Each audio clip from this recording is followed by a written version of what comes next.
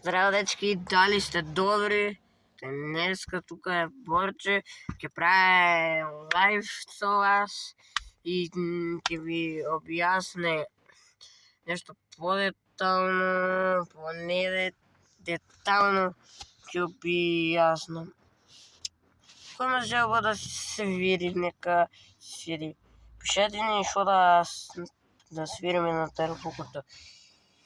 И дечки, јас се уклучив во овај лайф да правам, да поразговараме малку. Кој сака да биде во моето видео, нека ми пише у коментари. И кој сака да се снима со мене на мојот канал, може да ме најде само школата Малина од 13 част. На час, па таму некаде. И па ќе гледаме, правиме лайв вината.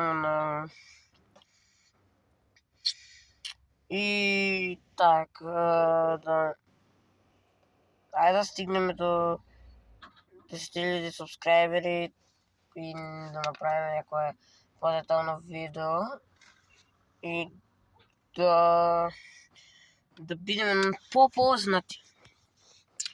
Можеме и што сакате да ви снимам.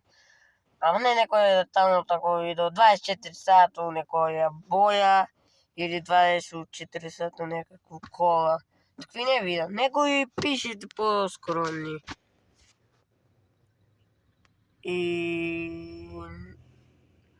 И од се срце му посакувам му посакал на Гавриел Трајчев што ми стави лайк на новото видео што тупав на тарауката, што ми стави лайк и што ми стави субскрайб и на другите што ми се субскрайбнавте. Највише, најголема желба му давам на Гавриел Трајчев, што ми стави субскрайб на таквото на YouTube, да даде Господ и он да стане познат. Ами ја да ставам. Ајде што побрзо ме заследите, побрзо ќе дојдете и вие сите на видеото. И тоа од мене. Кој побрзо ме заследе и најголема желба му дадел на Гавриел Трајчев, што ми стави лайк и дислайк. Што ми стави лайк на видеото.